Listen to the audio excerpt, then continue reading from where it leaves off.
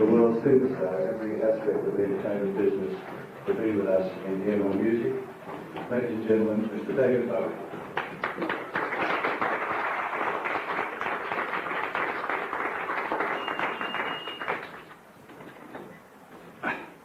Can I sit down here?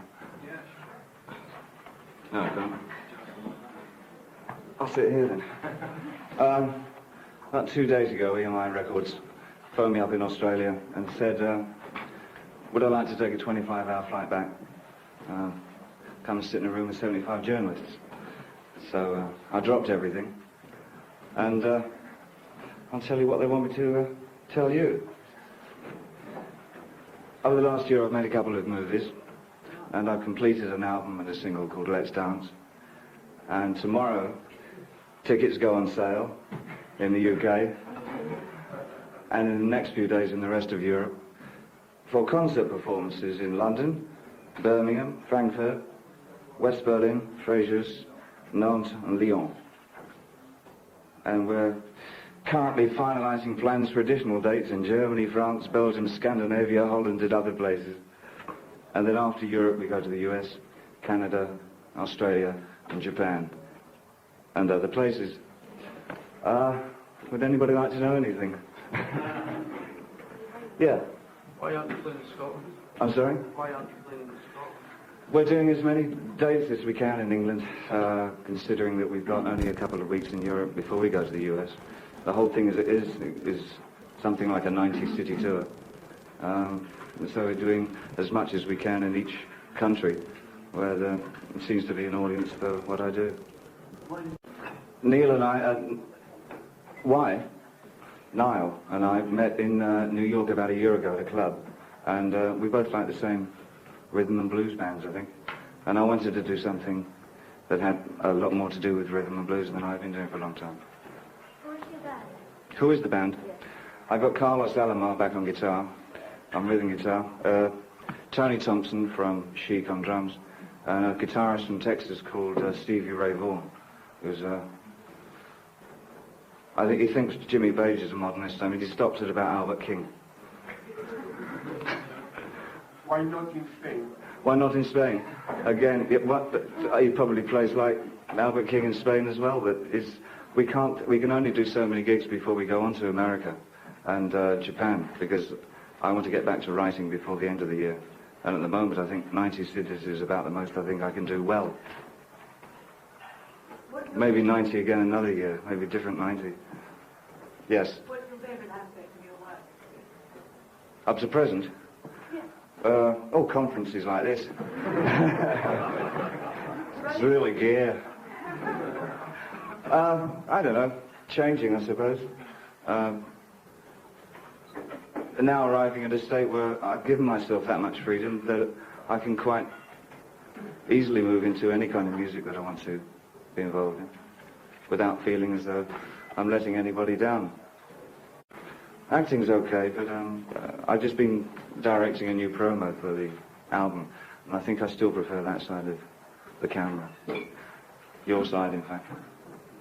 David, welcome back to London. Hello, how are you doing? What happened after 1980? There haven't been very much musical products then. No. Is your new passion to still retreat? I mean, you've become disillusioned with music? Not at all. No. Yeah, what happened? Yeah. I think I wanted to reevaluate what I wanted to do musically. I did a hell of a lot in a short period, and I needed to get some space away from writing music, because it was becoming possibly too much of an exercise, and the enthusiasm had gone, but now it seems to be back again. Yeah. What would the stage performance be like? Would you take your view for saying that in the live concerts that you're doing? It'll probably be elaborately simple, tasteful yet trashy. I'll probably just cover something from each period that I've ever written in. I don't expect that much in terms of a character show, no.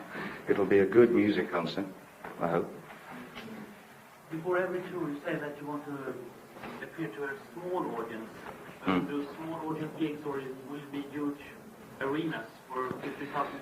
I guess it would be very similar to the tour. This, by the way, is the first concert tour I've done in 5 or 6 years. So for me, it's more than exciting. It's kind of terrifying at the same time. But, that possibly can help the performance.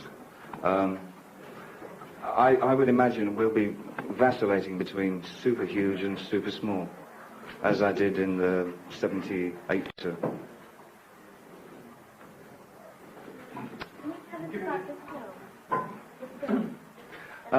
Yes, I did two this last year. One was called The Hunger with Catherine Deneuve and Susan Sarandon. And the second was called Merry Christmas, Mr. Lawrence, with Tom Conti and Jack Thompson. The first one is Sexy and Bloody, and the second one is, I guess, more intellectual, dare I say that? It's a longer film. Would that make it more intellectual? Sure, I'll read the papers. What is The Hunger? I mean, you ate in The Hunger. Yeah, it was an experience in plastics with Dick Smith, who was responsible for a lot of the best character makeup over the last few years in movies. That aspect of it was very enjoyable. I like working with Dick a lot.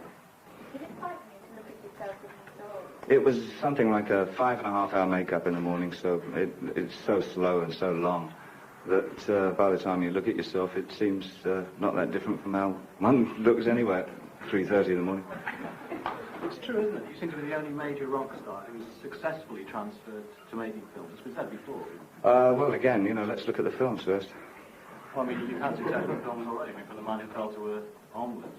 I think I've never been offered a role, as in Merry Christmas, where I've had the chance to take advantage of my interest in interpreting the character as much. I had a lot of freedom in that, and hopefully I feel that's the best piece of work I've done yet.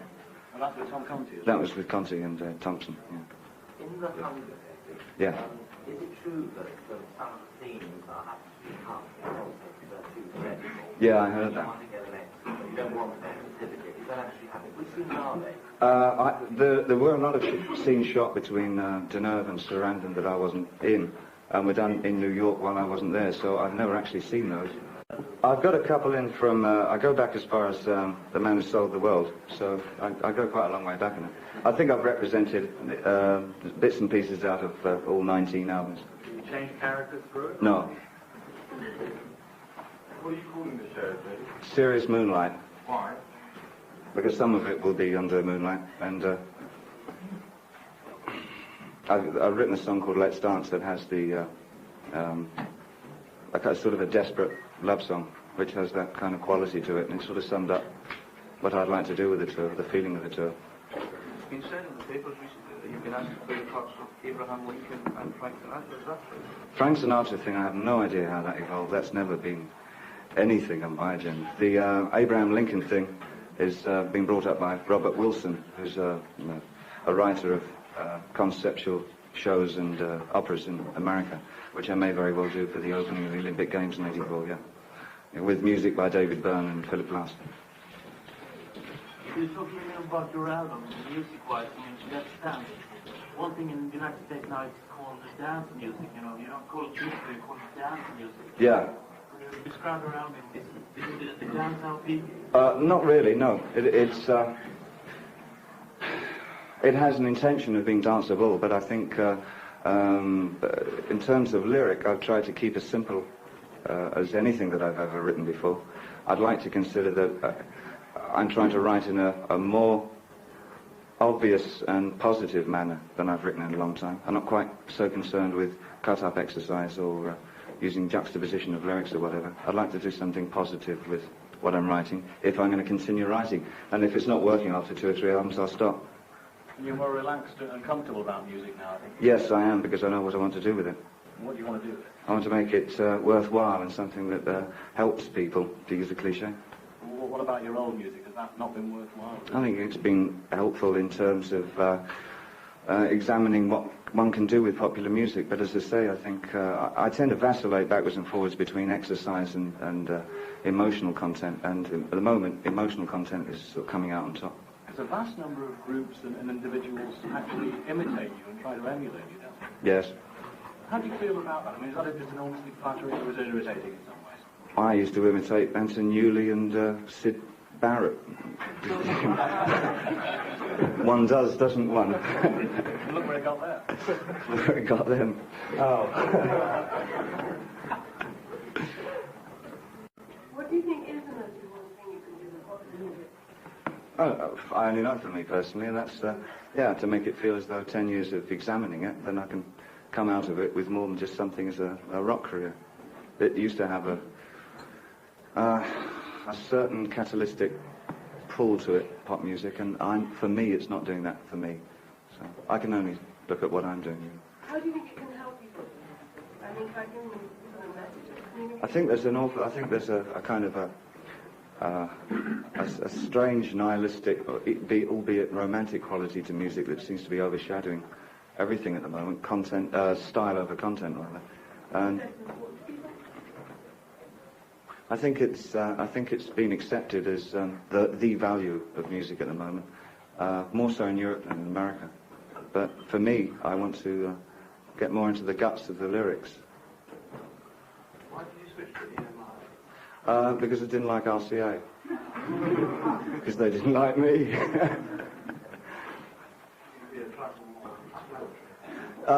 I think that I released several very interesting, intelligent and important albums on RCA, which they didn't seem to give much time for. Lodger was very much one of them, yeah. Low and Heroes were two others. And I just felt, I think we both felt that it was time that we maybe forgot about each other. Why have you chosen to revisit two of your own songs? Cat People, because I didn't think it was ever done with enough balls the first time around.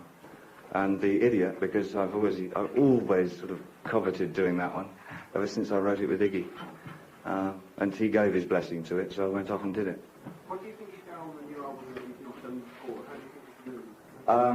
I think I've not gone quite into a corner with experimentation of sound. I've developed more of a narrative feel far more than I have done for a long time. I've not made it so icily spacious. It's a lot more immediate contact. It's when I wasn't making music over the last couple of years, it occurred to me that music I was listening to while I was doing the movies or South Pacific or whatever was stuff like Red Price Sock and Alan Freed Big Band and Elmore James and Albert King and stuff like that. And so I thought, well, why? You know, and the reason is that there was more enthusiasm and positive drive to that music than anything that I've been making or listening to for some time. And that's the enthusiasm I started with. So I want to try and recapture that for myself. Otherwise, it's not worth working on stage if you don't have the enthusiasm yourself. There's no point in going out there. That's why I never went out for 5 years. It can't have been an easy decision to decide to return because so many people go away, come back and kind of cheapen what they've done before. Yeah. Yeah. Do you think that this album has overcome that? I hope that it's not exactly a return, but I hope it's just a re-establishment of what I was doing in terms of a more easier, more accessible kind of music. You don't think it was easy to make it? Yeah. Was that because you had everything written planned? It was, yeah. There was nothing written in the studio. So you just went to the recording and that was that? Yes. That was that, as they say. Concert touring is pretty grueling. Yes. Do you think that your performance in Elephant Man has helped you? Because that was a pretty grueling task for you to perform. Maybe it's helped you on stage now, coming to. Yeah, I think, again, enthusiasm has to carry along on a 6-month tour or whatever it is. Also, I've never been healthier or fitter than I am now. What do you do? Do you do anything? Get up earlier. What time? Me, about 6:30 Every morning? every morning. What time do you go to bed? About 6:30. Got to bed at about 10. You've been away. How have you changed your lifestyle? Sorry? How have you changed your lifestyle in England compared to what you presented? I guess I don't do much in terms of pushing myself into studios all the time. I don't live in New York anymore. I live either in Europe or, well, over this last year, for instance, it's been mainly places like the South Pacific or in Australia. I've just come back from Australia just now. Taking advantage of the fact that I have the freedom and the finance to travel wherever I want to. So I guess it's really much of a traveller's life, but not with the baggage of rock and roll with it. David, do you like it? I don't know what this is going to be like. At the moment, I'm very excited about it. It would be awful if after a month of it I realised I hated it again. But I don't think I'd bother to start the tour if I didn't think that I was going to enjoy every minute of it. Because there was one period when you didn't like touring at all, and you've been away an awful long time. Yeah, that's why I stopped touring. There's no point in doing it if it's not going to be enjoyable. So why go on such a touring tour first time out? Because I think I'm going to enjoy it. When do you start the American tour? Do you know that now? Just a minute. I've got a card on this. July and August. Japan, October, and Australia, November. Yeah. Are you going to do the big outdoor things, or have you not? I did a couple in Australia on the 78 tour, and I was surprised at how much I enjoyed doing them. So if we get a couple in there, I'll certainly consider doing them. But I would imagine that a majority of my stuff would be indoors. I'm not much of a festival person, or that sort of atmosphere. Not comfortable with that. What type of acting do you enjoy? Sorry. What do you most enjoy doing? But in life at the moment, being with my son and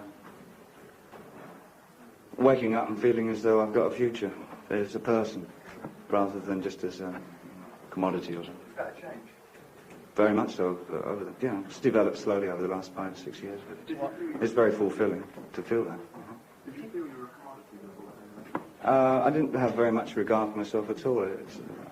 Didn't have that much respect for myself. Because I've been living a pretty archetype rock and roll life up until 76, and that doesn't do any good for anybody. It was something you created for yourself, though, wasn't it? Oh, absolutely, sure. Yeah, I didn't read the script. Have you found acting has given you what you want, or is that why you come back? Not at all. It's made me more than ever want to start making full-length features. The promos that I've made, I've enjoyed making them very much, but you can only do so much in 4 minutes. In all likelihood, I've now got a venture for early next year where I can make a 30-minute short, hopefully with a friend of mine, Iggy Pop, another singer, and using him in an acting capacity, which I think could be very enjoyable. Have you any particular preference for acting or for music? Will you come back because you've had enough acting, basically, or? No, I don't think so. I don't think they're very different from each other. They both have something going for them.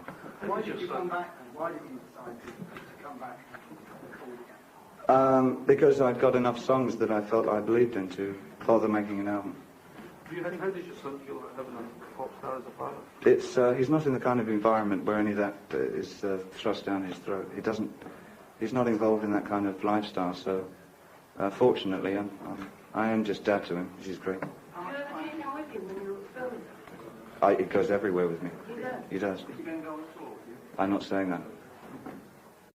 I don't hold much faith in things like singles because, if singles artists, you're only as strong as your last single, and it's not. My audience seems to be a pretty loyal one, and I think from that, the rest of the audience either grows or gets smaller according to the last single you put out. You can't really hold much store by all that, You get to a point where you realise only a certain amount of people like you, and those are the people that are going to be there, and that's life. You don't think you have grown bigger since this song? I mean, Oh, I don't. Well, yeah, but I don't know about. We'll see. What satisfaction do you derive from the music these days? I mean, people will buy a David Bowie record, Yeah.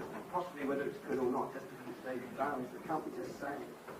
So I think again that it's for me, it's the most exciting thing about making the new album is that it's given me a chance to try yet another lyric form for me new, in terms that it's very much a simple lyric. And deals with things, hopefully, on a more humanist level than I've dealt with stuff before. It's not as detached or as falsely objective as my stuff seems to have been. You implied that you've kind of found yourself. Maybe I found a 36-year-old self that's hiding in a 23-year-old mentality, possibly.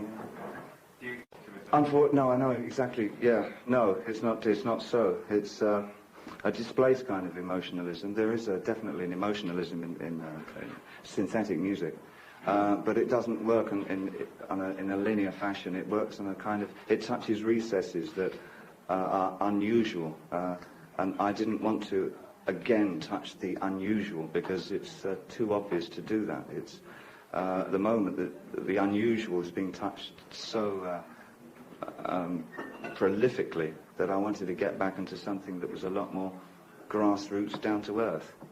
I can only talk in cliches about it, but that's the record should say more than I can say about it. How do you view the current music? This is where I go like that. I don't know that much about it. The things that I've heard, I think there's some nice stuff about. There's some good dance music out. Well, having come from Australia, yeah. the Australian bands are doing very well. Yes, they are, aren't they? Is there a good scene? There's a very positive scene in Australia at the moment, yeah, musically. Would that interest you? No, not really. They're good records. Yeah. Why did you work with, what made you decide to work with Aboriginal? It was... Let's Dance was open to so many possible interpretations because it works merely on an emotional level. There's no narrative story behind it. There's a polarity of lifestyles in Australia which is peculiar to that area of the world, really. There's nothing like it, I guess. Rigid code. So I wanted to blend the idea of an indigenous tribe who seem to have absolutely no place in a modern society, without reverting to the stereotype, the last of the prehistoric tribes kind of thing. So I wanted very much to keep them in modern clothes, and I used a young teenage couple that I found out there to become the hero and heroine of the story. Were you very moved by this point? Yeah, they're also very worried about the idea of being used as some kind of prehistoric front. That they've been used in a lot of movies in that way, and that sort of pisses them off because they want to be regarded as much a part of modern Australia as anybody else. I try to keep it on an international flavour by not using kangaroos and koala bears in it. All that. You can tell me, you probably will tell me if you've succeeded. Absolutely, yeah, to keep feeling as positive as I do at the moment. It's been slowly emerging for quite some time. It's hopefully I can keep saying the same thing year after year as well. But when and where will you have your premiere on your work tour? that'll be. You'll have to ask the promoter which is the first date. I have them in sort of job lots in my pocket. What other culture would you go back to explore? Can I just take one from this gentleman? The new album was Yeah. recorded in a relatively short space of time. Are you happy to do things that way, or do you like to spend more time? Not really. When I look back on things like Space Oddity, I mean, that was done in sort of, the entire thing was written and recorded in like a 3-day period. Speed is essential in music for me at the moment. I've never been a 6-month an album person. They've not been far. I think about 6 weeks is the longest I've ever really been in the studio. Correct me if I'm wrong, but I don't think so. What are your plans in the next few months? This is really uncomfortable way of sitting. Yeah. What? Oh, because I'll just disappear under here somewhere. No, it's all right. Thank you very much, Bernard. How would you like the future to develop one day? You've done films, you've done albums, the world of it. How do you think you can go? Don't really think I'm looking for a future. I think there's little prime things that I want to do. I definitely want the chance to direct something other than promo films. I think that's the one outstanding thing that I really want to get my teeth into. I'm very excited about the prospects of doing that. But other than that, I think I like to take things from day to day. Have you had talks about directing? Yeah, as I mentioned earlier, there's a chance of doing something on a 30-minute level for a video for TV, which I'll explore probably after this tour. Of all the work you've done in acting and music, what are you most proud of? Is there any particular thing that stands out? No. Things? Nothing at all? No. What is it? It's all viewed as a whole, is it? A part It's of the whole? very much so. It's just viewed as work done. But Adrift was very difficult. You must have felt very satisfied. I mean, I saw you on stage twice doing it. It's very harrowing to do. But you mean the Elephant Man thing? Yes. Yeah, that was certainly an experience. He was kind of an easy role, though. You know, I mean, there was so much emotional attachment to that man, John Merrick, that it was very hard to screw up on that one unless you were just a complete idiot. You didn't really feel it difficult to do? It was difficult to do, but I'm not sure how much of an accomplishment it was. Turn around the other way then. Is there any particular work you've done that you're absolutely disgusted with? And if so, what? This is where I should say laughing gnome. Except my son likes it so much that I'm totally ambivalent about it now. Are you still painting? Yes, very much so. Yes, I am. In fact, I've contributed to an exhibition of wood cuts in Europe that should be coming out with work by Diesler, Salome, and whatever. But I'm quite proud of that. It'll go to Berlin. Yeah, there's about 25 cuts that are coming out in a portfolio. Do you feel divorced from the character that you were the last time you were making music? Well, no, because I was getting better in '78. So I felt no. I think I can carry on from there. Because you've been called like an innovator and a plagiarist and something that you're born lucky. Not really. Where's your main home? Where are you based? I'm based in Switzerland most of the time. Why do you live there? Because I went there originally for tax reasons, because I didn't have enough money to pay the English taxes. But now I like the country an awful lot because I live in the country. I enjoy skiing an awful lot. It's one of the few exercises I still maintain to keep myself in reasonable physical condition.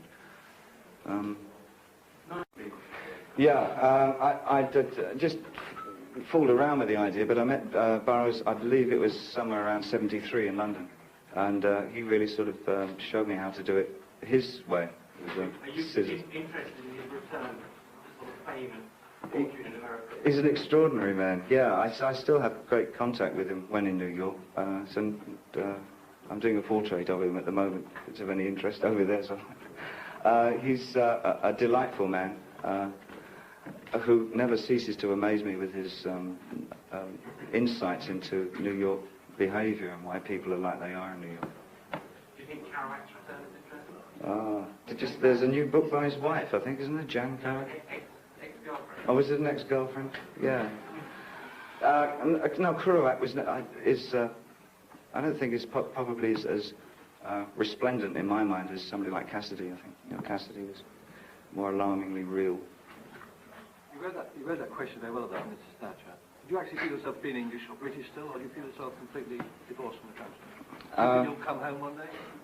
I'm under the torrid umbrella of feeling like an international person. And I think that's because so little of my last 12, 14 years has been spent in any one particular country, that you sort of come out of it all a bit shell-shocked and not really feeling, you feel sort of adrift on the sea, so to speak. Nothing here pulling you back at all, then, really? Only people, individual friends, individual people, but not some great national need, no, just people. People still draw me to areas far more than the areas themselves. You talk about that positive. Yeah.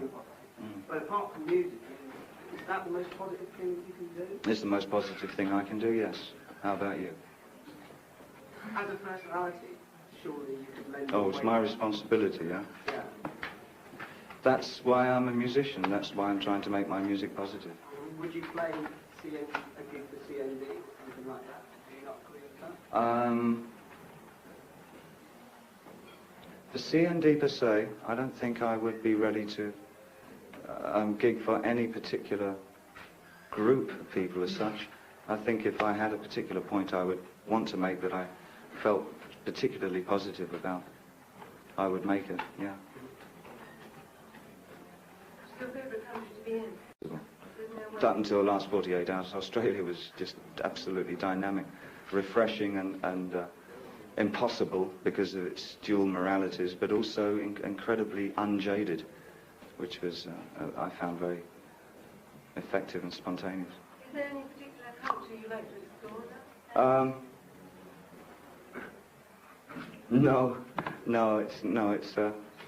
It's all on whim. I mean, as much as any of it has been exercise, most of it has just been old-fashioned feel for things. You know, it's just there's something in the air, and I kind of run off and explore it, whatever it is, and then try and intellectualize it afterwards, which is probably one of my greatest faults. Japan introduced? No, not really. No, the fascination has worn off into a different kind of feel for the country. Again, I think that the veneer of the image is worn off more, and it's a desire to know some of the people there more than just the fascination of the idea of Japan, you know. And working that solidly with Japanese crew and Oshima himself, I think, had a lot to do with it. Is there any musician or director, musical film director you want to work with at first time to work with? Oh, we all want to work with Scorsese, I suppose. But my Italian isn't really hot enough. I've got a nice overcoat. But yeah, that's been off and on about 1,000 times. It's called the Easter egg hunt. We talk about it. I think Robert has a bit of a problem raising money at the moment. But that's right, yeah. Yeah, I think one only wants to give up if you're really after audience acceptance. And I think when the acceptance wasn't coming, I wanted to give up. But at this point, well, in fact, since about 76, 77, the acceptance part of it hasn't been the priority or the primary reason why I work anymore in music. So the reason for giving up is not there anymore. The only times I want to give up now is if I spend a particularly bad night writing and it just sounds hopeless and tepid and ignorant writing. You have so many talents. You have welcome to writing a script. Oh, I've written dozens of them. They're all unbelievably, grossly awful. But have you ever shown them to No. Would you? But it might just be yours. Yeah. Well, I hold great store by that when it comes to my writing. So you wouldn't actually film your own script? And a working script, yeah, but things like dialogue, I'm just an absolute flaccid letdown. I thank you very much. If you'd like to stay around for a few minutes, they're having a sneak preview of my new promo for my song Let's Dance in the other room, and I'd like you to put your mince pies on that. Thank you very much, and good afternoon, ladies and gentlemen.